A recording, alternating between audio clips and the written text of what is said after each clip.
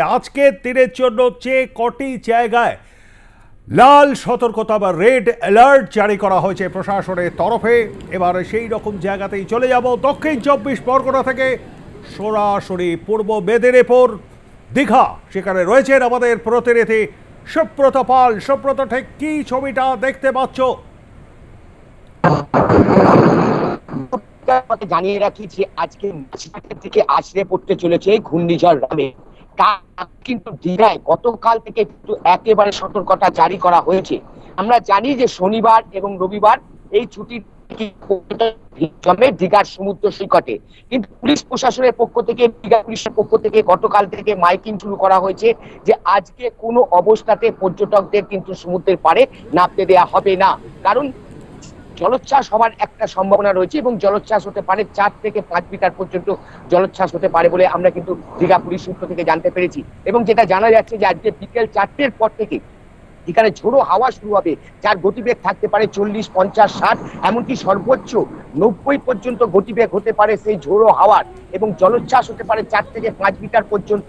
সেই কারণেই কিন্তু দীঘায় যে সমস্ত পর্যটকরা এসছেন তাদের কিন্তু সমুদ্র সৈকতে নামা কিন্তু পুলিশ প্রশাসনের পক্ষ থেকে একেবারেই বারণ করা হয়েছে এবং সেখানে মাইকিং চলছে। আমি একটু বলবো যে সমুদ্রের যে এখন সকালবেলা, সেই সকালবেলা থেকেই কিন্তু একেবারে জলোচ্ছ্বাস হতে শুরু হয়েছে এবং যে সমুদ্র সৈকত রবিবারের সকাল, এই রবিবারের সকাল কিন্তু এই দীঘার সমুদ্র সৈকত কিন্তু একেবারে জনপ্লাবন থাকে। কিন্তু আজকে জনপ্লাবন নেই, তবে বেশ কিছু পর্যটক, আমরা জানি যে বাঙালিরা কিন্তু যেমন ঘুরতে ভালোবাসে সেরকম সমস্ত কিছু রোমাঞ্চ উপভোগ করতেও তারা কিন্তু ভালোবাসে। সেই কারণে ঝড় দেখার জন্য এবং এই জলোচ্ছ্বাস দেখার জন্য কিন্তু বহু পর্যটক, কিন্তু আমরা যেটা দীঘার হোটেল সূত্র থেকে জানতে পেরেছি,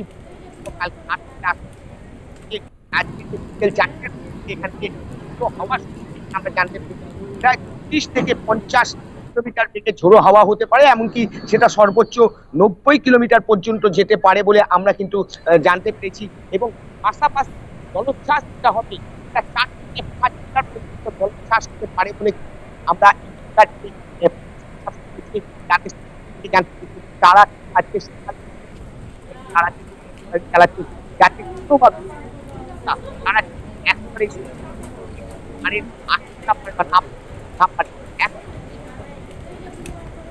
সৈকতের পারে আজকে সমস্ত কিন্তু যারা ব্যবসায়ী রয়েছে তাদেরও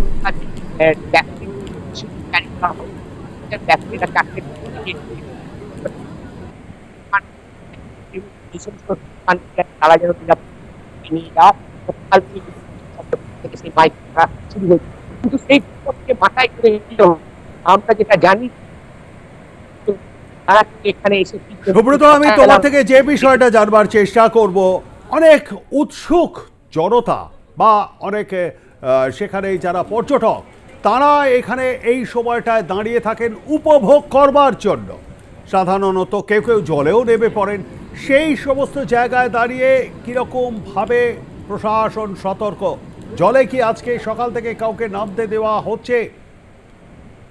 দেখো পবিতা, আমরা যখন একদম সকালবেলা যখন এই সমুদ্র সৈকতে এসেছিলাম তখন দেখেছিলাম বেশ কিছু পর্যটক, তারা কিন্তু এই সমুদ্র সৈকতে এসে তারা কিন্তু ভিড় জমিয়েছিলেন। তারা চেষ্টা করেছিলেন জলে নামার এবং জলে নিজেদের কিছুটা শরীরে কিছুটা অংশ ভিজিয়ে নেওয়া। কিন্তু যেই একটু বেলা বাড়তে শুরু করেছে তখন কিন্তু পুলিশ প্রশাসনের পক্ষ থেকে সমস্ত পর্যটককে শুধুমাত্র সমুদ্রের পাড় থেকে নয়, আমরা জানি যে সমুদ্রের ধারে যেখানে পর্যটকরা বসে থাকেন এবং এখান থেকে সমুদ্রকে উপভোগ করেন, সেখানেও কিন্তু একেবারে কিন্তু পর্যটকদের একেবারে কিন্তু আসা নিষিদ্ধ করে দিয়েছে প্রশাসনের পক্ষ থেকে। এবং বলা হয়েছে আজকে কোনো অবস্থাতেই এখানে পর্যটকদের যেমন জলে নামতে দেওয়া হবে না, ঠিক সমুদ্রের যে পাড়, যে পাড়ে পর্যটকরা বসে থাকে সেখানেও কিন্তু আজকে এখানে পর্যটকদের আসতে দেওয়া হবে না। এবং বিকেল 4টের পর থেকে শুধুমাত্র পর্যটক নয়, যে সমস্ত ব্যবসায়ীরা রয়েছে এই সমস্ত ব্যবসায়ীদেরও এই সমুদ্রের পাড়ে আসতে দেওয়া হবে না বলে কিন্তু প্রশাসনের পক্ষ থেকে ঘোষণা করা হয়েছে। এবং বলা হয়েছে যে ঠিক বিকেল 4টে থেকে এখানে কিন্তু ঝোড়ো হাওয়া বইতে শুরু করবে, যার গতিবেগ থাকবে 50 থেকে 60 কিলোমিটার প্রতি ঘন্টায়। এবং যত সময় যাবে, অর্থাৎ ল্যান্ডফল হওয়ার সময় যত এগিয়ে আসবে তত কিন্তু ঝড়ের গতিবেগ বাড়বে থেকে জানা গেছে, যার গতিবেগ প্রায় 90 পর্যন্ত যেতে পারে। এবং আমরা জানি গতকাল থেকে সমুদ্রে মৎস্যজীবীরা, এই সমুদ্রে মৎস্যজীবীদের কিন্তু সমুদ্রে নামা কিন্তু প্রশাসনের পক্ষ থেকে একেবারে নিষেধাজ্ঞা জারি করা হয়েছে। শুধুমাত্র গতকাল থেকে নয়, আমরা যেটা জানি মঙ্গলবার পর্যন্ত সমুদ্রে কোনো মৎস্যজীবী যেতে পারবে না বলে কিন্তু একেবারে নির্দেশিকা জারি করা হয়েছে। অর্থাৎ যে সমস্ত জেলাগুলিতে লাল সতর্কতা রয়েছে, উত্তর 24 পরগনা, দক্ষিণ 24 পরগনার পাশাপাশি কিন্তু পূর্ব মেদিনীপুর কিন্তু একেবারে লাল সতর্কতা রয়েছে। এবং আমরা যেটা জানি গতকাল রাত থেকে কিন্তু এখানে কিন্তু বৃষ্টি শুরু হয়েছে, কখনো ঝমঝমিয়ে কখনো ঝিরঝিরে কিন্তু বৃষ্টি হচ্ছে। এবং এই বৃষ্টির মাঝেই বিকেল 4টে থেকে হওয়া প্রশাসনের পক্ষ থেকে বারবার মাইক করে কিন্তু ঘোষণা করা হচ্ছে এবং পর্যটকদের কিন্তু দূরে সরিয়ে নিয়ে যাওয়ার কিন্তু একেবারেই ব্যবস্থা করা হচ্ছে। কবিতা, ধন্যবাদ আমাদের সঙ্গে থাকবার জন্য। কথা বলছিলাম আমাদের প্রতিনিধি সুব্রত পালের সঙ্গে এবং তার থেকেই আপনারা বিস্তারিত শুনলেন। আপনাদেরকে জানিয়ে রাখি, অতি প্রবল ঘূর্ণিঝড়ে পরিণত হতে চলেছে রেবেল এবং এর জন্য কিন্তু ইতিমধ্যেই ট্রেন যেমন বাতিল করা হচ্ছে, বেশ কিছু লোকাল ট্রেন, বেশ কিছু দূরপাল্লার ট্রেনের গতিপথ পরিবর্তন করা হচ্ছে। ঠিক তার পাশাপাশি দমদম বিমানবন্দরেও বিমান পরিষেবা কিন্তু বন্ধ রাখা হচ্ছে 21 ঘন্টার জন্য। বিস্তারিত জানবো, আমাদের সঙ্গে রয়েছেন আমাদের প্রতিনিধি বিশ্বজিৎ পাল। বিশ্বজিৎ, দমদম বিমানবন্দর কর্তৃপক্ষ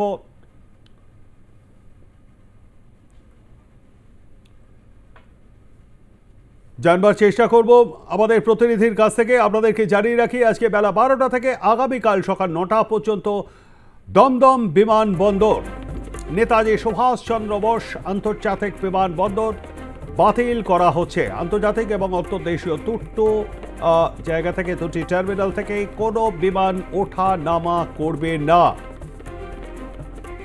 আমাদের সঙ্গে রয়েছেন আমাদের প্রতিনিধি বিশ্বজিৎ পাল। বিশ্বজিৎ, বিমানবন্দর কর্তৃপক্ষ ঠিক কি জানিয়েছে? দেখো, যেটা প্রাথমিকভাবে বিমানবন্দর কর্তৃপক্ষ অর্থাৎ এটিসি যেটা জানাচ্ছেন, যে যেভাবে কিন্তু রেমাল ঘূর্ণিঝড়কে কথা বারবার করে বলা হচ্ছে, অতি ভারী থেকে অতি ভারী বৃষ্টিপাত যেমন হবে এবং তার পাশাপাশি ঘন্টায় প্রায় 130-40 কিলোমিটার বেগেও কিন্তু ঝোড়ো হাওয়া বইতে পারে। এবং সেই কারণে কিন্তু আমরা জানতে পারছিলাম যে বিমানবন্দর কর্তৃপক্ষ কি ব্যবস্থা নিচ্ছে। এবং ইতিমধ্যে কিন্তু বিমানবন্দর কর্তৃপক্ষ যেটা জানিয়েছেন যে সকাল 12টা থেকে কিন্তু আগামীকাল সকাল 9টা অবধি কিন্তু কোনো বিমান ওঠানামা করবে না, অর্থাৎ সম্পূর্ণভাবে বিমান পরিষেবা কিন্তু বন্ধ থাকবে, এমনটা কিন্তু এটিসির পক্ষ থেকে জানানো হয়েছে। পাশাপাশি ট্রেনের ক্ষেত্রেও কিন্তু বেশ কিছু দেওয়া হয়েছে, অর্থাৎ দূরপাল্লার বেশ কয়েকটি ট্রেন কিন্তু ইতিমধ্যে কিন্তু সেই ট্রেনগুলো, অর্থাৎ যে ট্রেনগুলো বেলা 12টার পর থেকে ছাড়ার কথা রয়েছে এবং সেগুলো আগামীকাল সকাল 8টা অবধি সেই ট্রেনগুলো কিন্তু বাতিল করা হচ্ছে এবং এমনটা জানাচ্ছেন। এবং পূর্ব নির্ধারিত যে ট্রেনগুলো ছিল এবং সেগুলো বাতিল করার পরে কিন্তু আগামীকাল থেকে কিন্তু স্বাভাবিক হবে, এমনটাও কিন্তু বলেছেন।